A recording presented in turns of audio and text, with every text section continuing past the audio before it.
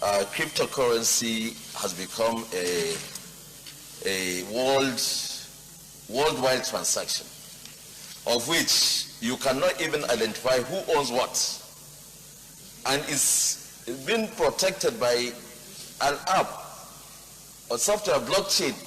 The technology is so strong that I don't see how, even if we regulate it, I don't know the kind of regulation that we can do.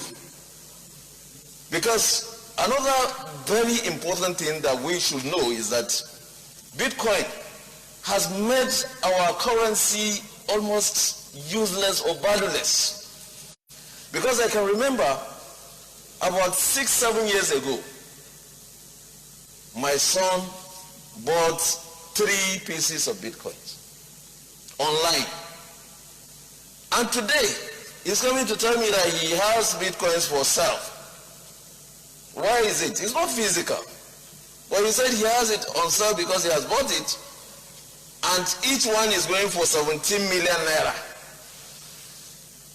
So if we have an economy that is very weak, and we cannot regulate cryptocurrency in Nigeria, then I don't know how our economy will be in the next few years. Central Bank has a duty to try and work with the Ministry of Science and Technology, the Ministry of Communication, to see how our cyberspace will be regulated. If we don't do that, then I don't see how we'll be able to achieve what we are trying to do here.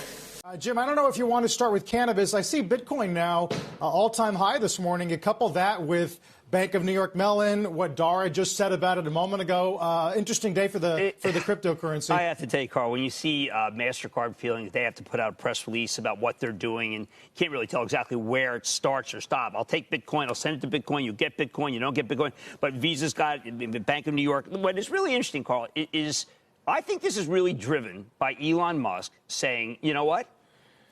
Regular currency is no good anymore because everybody's printing it, and this is the more valid storehold. Musk is driving so much of this market. It's fascinating.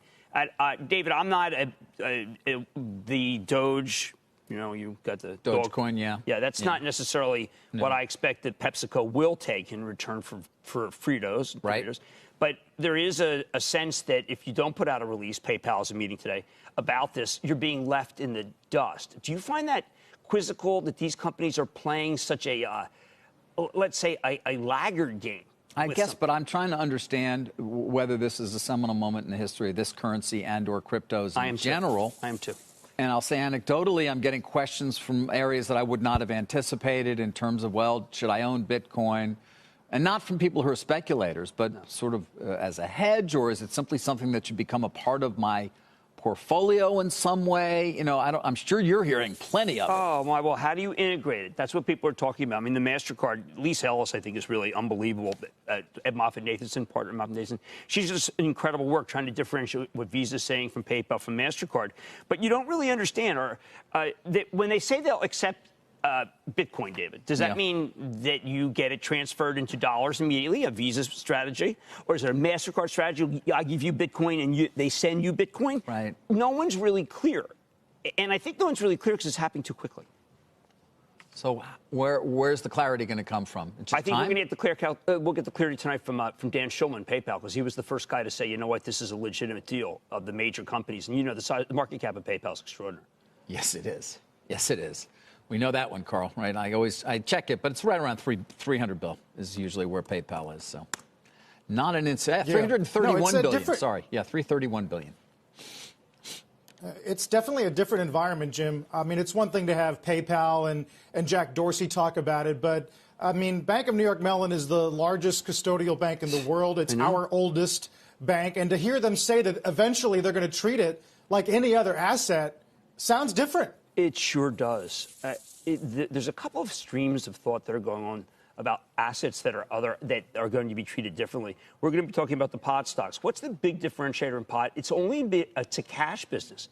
It needs to be in credit. You can't buy on credit. They can't. They bring these big Brinks trucks to all the different repositories. That's going to change. That's going to go into credit. We're suddenly seeing this as a form of credit, David. That's what it is. People want to use Bitcoin as a form of credit. But, you know, how do you buy a Lamborghini with Bitcoin, and then how do you buy a bag of Doritos with Bitcoin? Right. I don't know.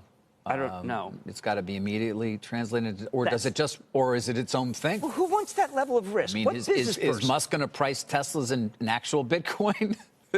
You know, Musk? I'm selling this for 1 Bitcoin. All right, 47 grand. Yeah, there you go. Right, he can sell the model. He's right around there in some of his models. But we were on our set, call yesterday for Mad Money, and I was asking Regina Gilgan, my amazing executive producer. I said, "Is it really a revolution that we're seeing? Are these just all revolutions, and we have to recognize the revolutions, or they are just kind of very exciting things that have interrupted the boring world of the PepsiCos? I don't know." I find so much. I find myself playing. There's a piece today in the Wall Street Journal about GameStop versus. It's an easy piece to read. GameStop versus Bitcoin, and they do have these characteristics, Carl, that make it so that they're just prurient. They're prurient, and I think a lot of people want to have car crashes, and I'm not seeing any, but I do see spikes in stocks, Carl, that are going to lose people so much money that it's just they're going to say, "Why did I ever buy a stock?" Tremendous response from our customers in the U.S. Can you share a little bit more about this initial experience and how it's performing, and then what the longer-term vision is around digital currencies more broadly? We're really excited about enabling PayPal customers to buy, hold, and sell cryptocurrencies in their digital wallets. This, as you mentioned, is only the first use case for crypto and digital currencies for PayPal. That said, even as a first use case, our early results are incredibly strong and frankly have exceeded all of the expectations that we had for this use case. The number of daily users of crypto services continues to grow rapidly. Every day we're seeing an incredibly healthy influx of first-time users and increased engagement once they've made their first crypto purchases. Customers who have purchased crypto have been logging into PayPal at roughly twice their login frequency prior to actually having purchased crypto, which is amazing. This year, though, we're going to be, as you mentioned, increasing access to crypto and digital currencies to more customers around the world, and we will be enabling crypto as a funding instrument for transactions at millions of businesses around the world. So if you even just think about the roadmap for the first half of 2020, you know, building on what Darryl was talking about, we're going to see crypto and Venmo on track to go live in the first half of the year. We've got crypto as a funding instrument for commerce going live in several months, and we plan to expand our crypto offering geographically to the UK in a number of months as well. So, look, we're still at the early days of our development of our crypto aspirations, but we really do believe that digital currencies, CBDCs, and the collaboration with central banks and regulators will open new ways to exchange value and power global commerce and financial services for entirely new segments of the population.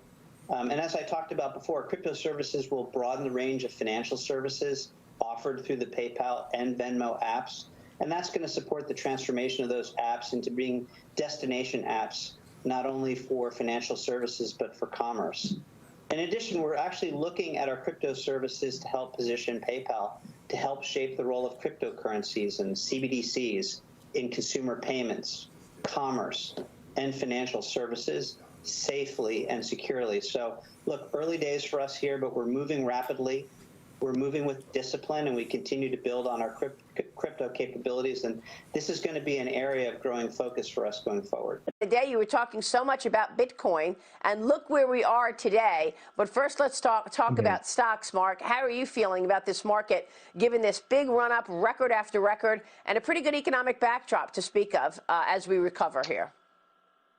Yeah, great to see you again, Maria. It's been too long, and I appreciate you having me on this morning. Yeah. You know, I still am a little cautious about the outlook. I think the economic outlook, as you just talked about in Europe, is going to disappoint. I think, unfortunately, will probably disappoint in the U.S. as well. It's going to take a long time to recover from the lockdowns. And on valuations in the traditional equity markets, you know, we think they are very stretched. You know, we're now setting all-time records, not just in prices, but in valuation levels, everything from PEs to price to sales. EV to EBITDA, all off the charts, actually. So one of the things that we really focus on, you mentioned, since we talked last time, Bitcoin's up a lot, gold's actually up a lot. Stocks appear to be up, but when you denominate them in a depreciating asset, the dollar, that's why the nominal price looks like it's up. If you denominate stocks in gold over the last 3 years, they're actually down. You denominate them in Bitcoin, they're down a lot. So what's happening is we're seeing our currency devalued before our eyes. You also mentioned earlier about Jay Powell saying we're going to have lower for longer. If things were great, why do we need emergency stimulus measures and the lowest levels of interest rates really in history? From your perspective, you're right in the middle of it. You're right in the middle of it. You look at 48,000 and you say to yourself, fair value, this makes sense to me, this doesn't make sense to me. What? The most important thing is not if the prices are going up or if they're going down. The most important thing is for the prices to be down. 3 years ago, people were saying they could not get into crypto because it was too volatile and there was not enough liquidity. There were no qualified custodians. And now what we're seeing is, as you mentioned, BNY Mellon announcing they're coming into the space in a meaningful manner. And it is digital asset platforms like Anchorage that are allowing these institutions to come and enter crypto. So Diego, give me the upside and downside valuation in your mind right now. Over the long run, there's no doubt that the crypto assets will be more valuable than they are today. And we know the volatility and we know this will change pretty dramatically. But the company is a digital asset company and the first federally digital asset bank. We are solely focused on this market because we believe in the long-term potential. I appreciate that. What I'm trying to get at is there's a lot of viewers out there right now thinking either own Bitcoin, that are either thinking I need to buy more or I need to get out of this at this price because it doesn't make sense. And I think we're all trying to understand, quote unquote, what fair value is. I won't even push you on that particular point. When you look at the trend line right now, but also recognizing the kind of pullbacks we've seen before, where do you think is the lower end of support right now? And where, let's say, within the next 6 months, do you think the higher end of support might be? I think people should take a look at their portfolio and include crypto in their portfolio, regardless of the current price. We just talked about how the stock market is also at all-time highs. So the same logic applies here. It is Bitcoin and other cryptocurrencies are part of a modern portfolio. People should be diversifying. I understand that, but bets. Look, I don't mean to be difficult about it, but at some point there has to be some kind of analysis beyond everybody's going to be using crypto, therefore it's worth more, right? I mean, there has to be an upper limit on what you look. We could start taking percentages of the gold market, and I could work with you to get it to 100,000. I could go up to get you to 200,000. Maybe I could get you to $500,000. I could also get you down to 30,000. I might even be able to push you all the way down to 10,000. And what I'm trying to understand is how you actually think about it. Not whether it's a good business or not. I know you're in the business and you're doing great. And by the way, we're rooting for you. We want it to work. I think there's probably some people who don't want it to work, but I think we also want to understand your analysis of it. Yeah, I think the same question can be asked of gold. What is the upper limit of the price of gold? What is the fundamental value of gold? Is it all of it because it has an institutional demand and institutional use, or is a lot of it speculative too in nature? And what is that upper bound? So the answer is no one knows. We know that the market goes up because there's more buyers than sellers. And we know that one of the advantages of Bitcoin is its deflationary nature. There will never be more than 21 million Bitcoin. And so the more Bitcoin are currently being held by people that do not intend to sell, the higher the price goes. And that is the only metric that we can follow. There is no fundamental analysis that Diego, we can follow here. Let's talk about that, though, because it's an interesting fact. The people who are buying it think it's going to go up, therefore they're holding it. So when you hear an announcement that MasterCard says you're going to be able to transact in it, or you hear that Elon Musk is going to allow people to buy cars with it, should that be a great sign? Or should I mean, look, to me it's fascinating that Tesla is actually buying this and planning to hold it themselves. That's one thing. But if you have an option to either use the money to buy a car or keep it because you think it's going up, why would you ever use it as a currency? So I think people are using Bitcoin for the explicit purpose of capital preservation. You mentioned Tesla.